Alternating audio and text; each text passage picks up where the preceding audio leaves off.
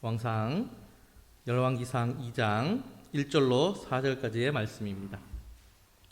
2장 1절로 4절까지입니다.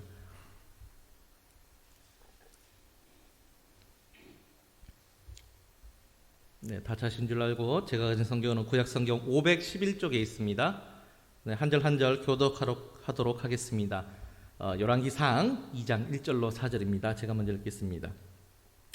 다윗이 죽은 날이 임박함에 그의 아들 솔로몬에게 명령하여 이르되 내가 이제 세상 모든 사람이 가는 길로 가게 되었노니 너는 힘써 대장부가 되고 내 하나님 여호와의 명령을 지켜 그 길로 행하여 그 율법과 계명과 율례와 증거를 모세의 율법에 기록된 대로 지키라. 그리하면 내가 무엇을 하든지 어디로 가든지 형통할지니라. 여호와께서 내 일에 대하여 말씀하시기를 만일 네 자손들이 그들의 길을 삼가 마음을 다하고 성품을 다하여 진실이 내 앞에서 행하면 이스라엘 왕 여호와를 사람이 내게서 끊어지지 아니하리라 하신 말씀을 확실히 이루게 하시리라. 아멘. 할렐루야. 네, 죄송합니다. 지금 식은땀이 엄청나게 지금 많이 흐르고 있는 중입니다. 네, 죄송합니다. 오늘 제목은 내 마지막 유언이라는 제목으로 여러분과 함께 은혜를 나누고자 합니다. 제가 신학교 다닐 때에 교수님께서 이런 숙제를 내주셨습니다.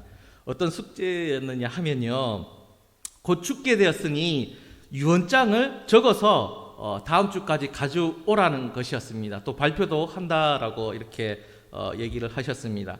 나이 들어서 죽는 것도 좋고 병에 걸려 죽는 것도 괜찮고 여러 상황을 설정하여서 진정성 있게 고민하여서 적어오라는 그런 숙제를 내주셨습니다.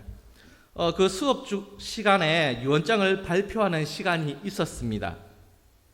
어떤 전도사님은 좀 장난스럽게 적어 오시는 분들도 있었습니다. 내가 남기는 건 이건 4분의 1은 누구에게 주고 4분의 1은 또 누구에게 주고 4분의 1은 또 어디 이렇게 위탁한다 이런 식으로 적어 오시는 분들도 있었고, 또 어떤 전도사님들은 이렇게 아주 진지하게 너무 좀 우울하게 적어 오시는 분들도 있었습니다. 저는 이 숙제를 하면서 진정성 있게 적기 위해서 참 고민을 많이 했었습니다.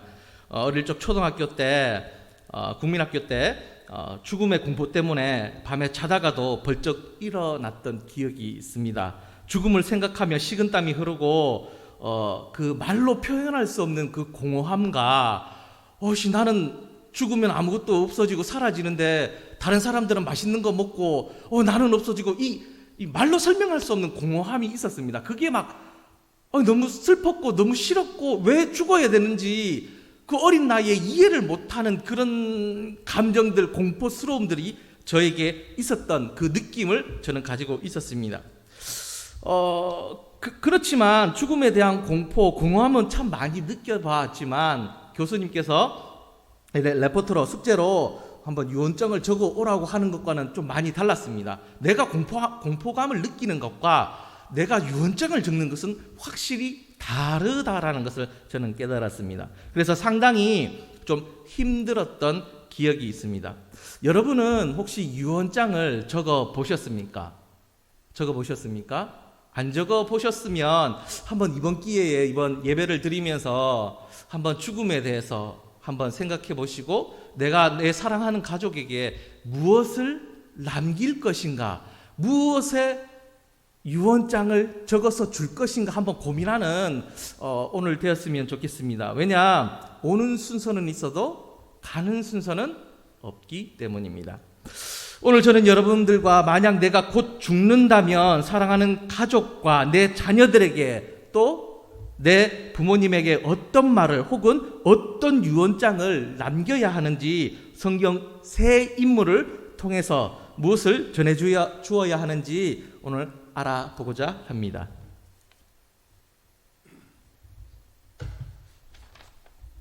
사랑하는 가족에게 무엇을 남길 것인가, 무엇을 유언으로 남길 것인가. 첫째, 요셉처럼 하나님의 약속은 반드시 이루어진다는 것을 알려주어야 합니다. 요셉은 하나님께서 주시는 꿈을 꾸었습니다. 그 꿈 때문에 요셉은 물론 이제 야곱이 편애를 했죠. 라헬과 레아가 있었지만 라헬을 더 사랑하고 라헬의 뱃 같은 태에서 태어났기 때문에 그 요셉을 더욱 아낄 수밖에 없었습니다. 그러면서 형제들에게 미움을 받았지만 하나님께서 요셉에게 꿈을 꾸게 하심으로 그 꿈을 입 밖에 내어서 형제들에게 더욱더 미움을 받게 됩니다. 그리고 그 형제들에게 미움을 받고 죽임 당할 뻔하였습니다. 결과적으로 미디안 상인에게 은 20에 팔리게 되었습니다. 애굽에서 살아남기 위해 버티고 하나님을 찾고 울며 수많은 고난의 시간을 가졌습니다. 그 결과 하나님의 때에 요셉은 애굽의 총리가 되었고 형제들을 만나게 되었으며 또 요셉의 가족들이 입애굽하는데 하나님께서 요셉을 들어 사용하셨습니다. 요셉은 유다 형의 모습을 보면서 마음속에 있던 원한을 내려놓게 됩니다. 그리고 하나님의 뜻대로 요셉은 고백하게 됩니다. 창세기 45장 4절에서 7절 보시면 어떻게 요셉이 고백하느냐? 하나님께서 당신들의 생명을 구원하시기 위해서 당신들보다 내가 먼저 애굽에 내려오게 하셨다라고 고백하는 모습을 볼 수가 있습니다. 우리 같으면 어떻게 했을까요? 내가 애굽의 총리가 되었다. 저거 당장 잡아가지고 사지를 이렇게 능지처참해라 라고 그랬을 것 같은데 요셉이 무엇을 깨닫기 때문에 그렇게 하지 않았습니까? 하나님의 뜻을 깨달았기 때문입니다. 왜? 나를 통해서 우리 가족이 아브라함에게 약속하신 그 큰 민족을 이루기 위해서 내가 입애굽하는 곳에 쓰였구나라는 것을 깨달았기 때문입니다. 또한 창세기 46장 31절로 34절까지 보시면 요셉이 야곱에게 바로 앞에서 할 말을 입에 붙여줍니다. 시킵니다. 아버지, 왕 앞에 서시면 이렇게 대답하십시오. 우리 조상은 목축하는 사람인데 대대로 그랬고 앞으로도 그럴 것입니다 라고 말하십시오 라고 입에 요셉이 야곱에게 그 말을 붙여줍니다. 왜요? 구별되기 위해서. 무엇을 위해서요? 애굽인과 동화되어서 살아가다 보면 그들의 정체성이 무너지게 되고 결국 이방 종교들을 받아들일 수밖에 없고 그들과 섞여서 피가 섞임으로써 하나님의 백성답게 살 수 없기 때문입니다. 그래서 애굽인들이 가장 가증히 여기는 것, 목축업을 한다라는 그 말을 입에 붙여줌으로써 뭐예요? 고센 땅에서 구별되어서 살아가도록, 애굽인과 동화되어서 살아가는 것이 아니라 구별되어서 따로 살아갈 수 있도록 만들기 위해서 요셉이 야곱 입에 붙여 주었다라는 것입니다. 네, 그렇죠. 왜 그렇게 애굽인들이 그렇게 했느냐? 애굽은 가장 최신의 산업인 농업이 그 산업이었습니다. 그런데 목축업은 가난한 사람들, 힘없는 사람들, 아주 천한 사람들이 하는 것이었기 때문에 그렇게 입에 붙여주어서 구별될 수 있도록 했던 것입니다. 오늘 보면 창세기 50장 25절로 26절에 보시면 요셉이 이렇게 얘기합니다. 요셉이 그의 형제들에게 이르게 나는 죽을 것이나 하나님이 당신들을 돌보시고 당신들을 이 땅에서 인도하여 내사 아브라함과 이삭과 야곱에게 맹세한 땅에 이르게 하시리라 하고 25절 요셉이 또 이스라엘 자손들에게 맹세시켜 이르기를 하나님이 반드시 당신들을 돌보시리니 당신들은 여기서 내 해골을 메고 올라가겠다 하라 하였더라. 하면 무슨 얘기입니까? 요셉이 유언으로 남기는 게 무엇이냐? 다른 건 남기지 않았습니다. 내 해골을 메고 나가라. 언제? 지금 입간하고 덮지 말고 입간만 하고 놔두라는 것입니다. 그리고 반드시 하나님께서 출애굽하게 하실 것인데 그때 내 해골을 메고 나가라라고 유언을 남긴 것입니다. 왜요? 요셉이 자신의 죽음으로 하나님의 약속이 반드시 이루어진다는 것을 알려주고 있는 것입니다. 하나님의 약속을 기억하도록 만들어주는 것입니다. 요셉의 유언으로 미래적 희망을 후손들에게 전해주고 있는 것입니다. 나중에 아브라함의 후손들, 요셉 12지파들이 어떻게 됩니까? 요셉을 알지 못하는 왕이 나타나서 바로가 나타나서 그들을 노예 백성으로 삼지 않습니까? 그들에게 희망이 없는 것이지 않습니까? 그런데 요셉은 이거를 이미 다 알고 언젠가 반드시 나갈 것인데 내 해골을 메고 나가라, 희망을 전해주고 있다라는 것입니다.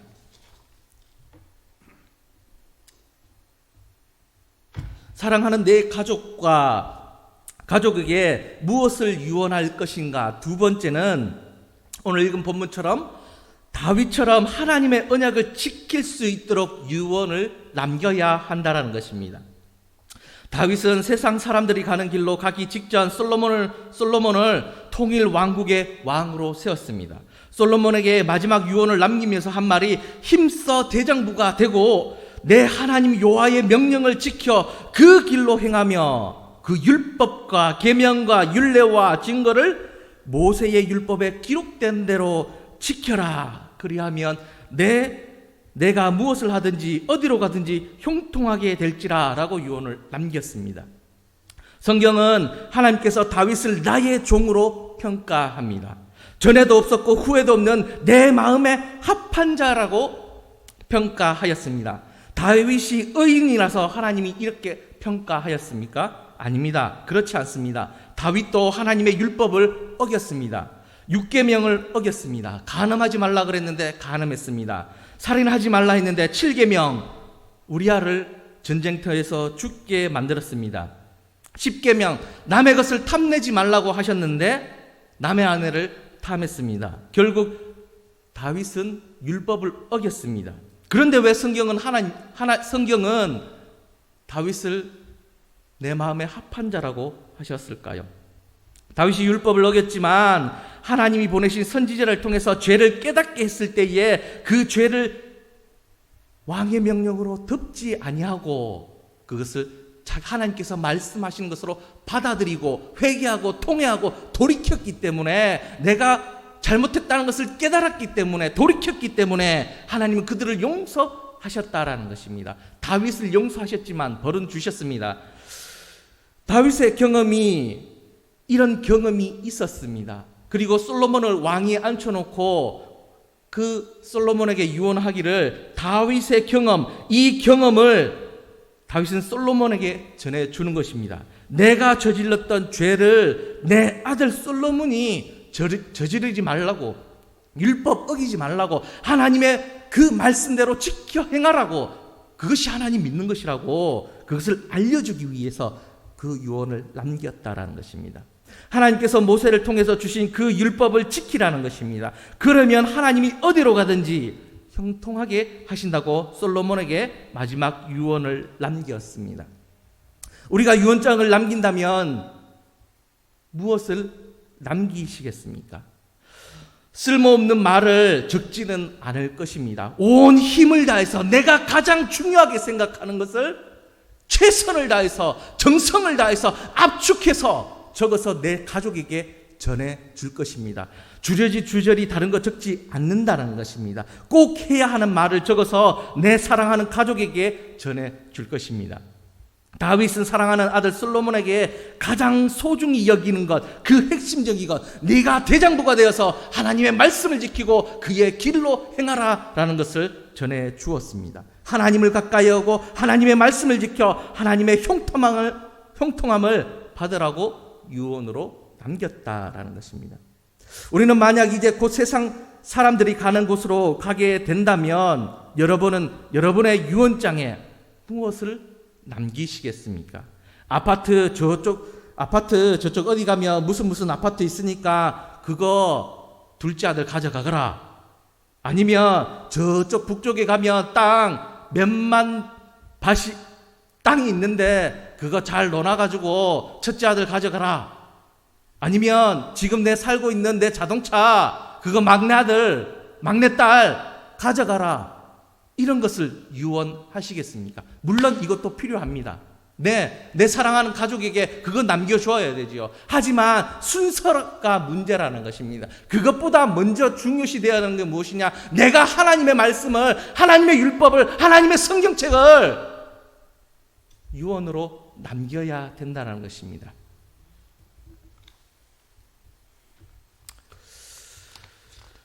사랑하는 가족에게 무엇을 남길 것인가? 세 번째, 예수님처럼 증인된 삶을 살 수 있도록 해야 합니다. 사도행전 1장 6절로 8절까지 보시면 예수님께서 뭐라고 말씀하셨느냐? 8절만 읽어드리면 이렇게 얘기합니다. 오직 성령이 너에게 임하시면 너희가 권능을 받고 예루살렘과 온 유대와 사마리아와 땅끝까지 이르러 내 증인이 되리라 하시니라 라고 말씀하셨습니다.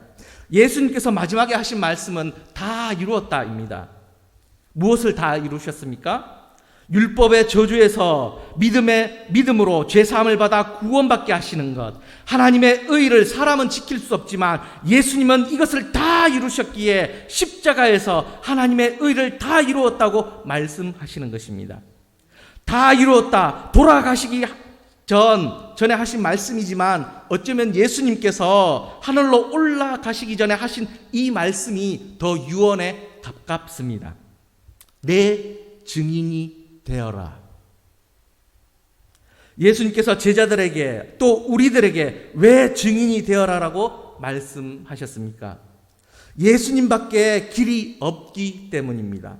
하나님께서 주신 율법은 완전합니다. 1계명부터 4계명까지는 하나님에 대한 계명입니다. 5계명부터 마지막 10계명까지는 사람에 관한 율법입니다. 이 율법은 완전합니다. 하지만 이 율법을 지킬 수 있는 사람은 이 세상에 단 한 사람도 없습니다. 따라서 우리는 법대로 정죄함을 받아 율법의 저주 아래 있는 사람들입니다. 예수님께서 오셔서 그 율법을 폐하시지 아니하셨습니다. 우리가 잘못 알면 안 됩니다. 율법 없어진 거 아닙니다. 10계명 없어지는 거 아닙니다. 10계명 반드시 지켜야 되는 율법입니다. 그러나 우리는 율법을 지킬 수 없는 사람들입니다. 왜? 살인하지 말라 했지만 우리가 얼마나 많은 살인을 저질렀습니까? 저 사람 미워했는 것도 살인이라고 말씀하시지 않았습니까? 저거 내가 갖고 오지 않았지요. 내 안 훔쳤지요. 육신적으로는 안 훔쳤습니다. 근데 마음은 나 저거 갖고 싶은데, 저거 내 거 하고 싶은데, 몰래 가져오고 싶은데, 그런 마음 없었습니까? 그거 훔친 겁니다. 여러분, 율법 단 한 사람도 지킨 사람 없습니다. 근데요, 우리 예수님께서 그 율법을 완전하게 지키셨습니다. 단 하나도 빼지지 않고 완전하게 지키셨습니다. 우리는 지킬 수 없지만 예수님께서는 완전히 지키셨다는 겁니다. 그래서 우리는 율법 아래, 저주 아래 있습니다. 하지만 예수님께서 다 이루셨기 때문에 하나님께서 그 예수 그리스도를 통하여서 나를 보시기 때문에 내가 의롭다라고, 너가 의롭다라고 칭해 주시는 겁니다. 그게 칭의롱입니다. 나는 의롭지 않지만 예수님을 통해서 바라보는 너를 볼 때 너는 의롭다라고, 믿음으로 의롭다라고 칭해 주시는 겁니다. 이게 진리입니다. 그래서 우리는 의롭게 되는 것입니다. 그래서 우리는 율법의 저주 아래 있는 것이 아니라 예수님 때문에 믿음으로 구원을 받을 수 있게 된 것입니다. 그래서 우리는 예수님의 증인이 되는 삶을 살아야 합니다. 사람은 다 율법을 온전히 지킬 수 없지만 예수님을 통해서 우리가 예수님과 하나됨으로 내가 죽고 예수 그리스도께서 내 안에 사심으로 우리는 구원을 받았습니다. 그러니 우리가 어찌 예수님을 증거하지 않는 삶을 살아갈 수 있겠습니까? 여러분, 예수님을 진정 믿는다면 증거하는 삶을 살 수밖에 없습니다. 행위로 구원은 받을 수 없습니다. 당연합니다. 행위는 우리를 구원시켜 줄 수 없습니다. 진리입니다. 하지만 내가 구원을 받았다면 그 감사함으로 행위가 나오게 된다라는 것입니다. 여러분, 밥에 밥을 담으면 무슨 냄새가 납니까? 밥 냄새가 납니다. 그릇에 양말을 담으면 무슨 냄새가 납니까? 썩은 내가 나는 것은 당연한 것입니다. 내가 진정 예수님을 믿으면 입으로만 증거하는 것이 아닙니다. 입으로만 증거하는 자들은 외식하는 자들입니다. 우리는 믿음으로 행하는 삶, 실천하는 삶, 감사함으로 살아야 하는 것입니다. 내가 예수님의 증인으로 살아야 하며 또한 내 사랑하는 가족에게 믿음을 보여주어야 합니다. 그리고 그 증인된 삶을 우리 사랑하는 가족들에게 마지막으로 유언으로 남겨야 하는 것입니다. 여러분, 말씀을 정리합니다. 우리가 곧 죽게 된다면 내가 가장 중요하게 생각하는 것, 우리 가족에게 당부하게 될 것입니다. 내가 가장 사랑하는 가족에게 무엇을 전해줄 것인가? 여러분 한번 생각해 보아야 됩니다. 아파트요? 아이고 정신 똑바로 안 박혀 있으면 그거 말아먹는 거 순식간 그 얼마 안 갑니다. 진짜 우리 자식들에게 남겨줘야 되는 거 재산이 아니더라도 하나님의 믿음을 남겨주어야 되지 않겠습니까? 그래야 아니 내 자식이 잘 사는 거 중요하죠. 잘 사는 거 중요한데 나중에 천국에서 만나야 되지 않겠습니까? 근데 나는 있는데 내 자식 어디 갔노 찾으면 안 되지 않겠습니까? 그리스도인들은 참 다행히도 성경의 수많은 인물들이 마지막 앞에서 유언을 남겼고 기록으로 남아 있습니다. 이것을 통해 그리스도인들이 무엇을 남겨야 하는지, 내 유언장에 무엇을 적어야 하는지 우리는 성경을 통해서 알 수 있게 되었습니다. 요셉은 자신의 해골을 메고 나가라라는 하나님의 약속의 성취를 남겼습니다. 다윗은 솔로몬에게 대장보가 되어서 하나님의 율법을 지키라고 남겼습니다. 예수님은 우리에게 내 증인이 되어라라고 남겼습니다. 유언하셨습니다. 여러분, 우리는 그리스도인입니다. 우리가 사랑하는 가족에게 과연 무엇을 남기기 위해 애를 써야 하겠습니까? 바로 하나님의 사랑의 말씀, 예수님의 성경책을 남겨야 되고 예수님을 남겨야 합니다. 예수님을 내 삶을 통해서 증거해야 합니다. 우리가 세상 사람들에게 왜 욕을 먹습니까? 예수님의 증인된 삶을 살아내지 못하기 때문입니다. 내 힘으로 예수님의 증인된 삶을 살 수 없습니다. 그래서 우리는 성경을 읽고 기도하면서 성령님의 도움을 요청해야 합니다.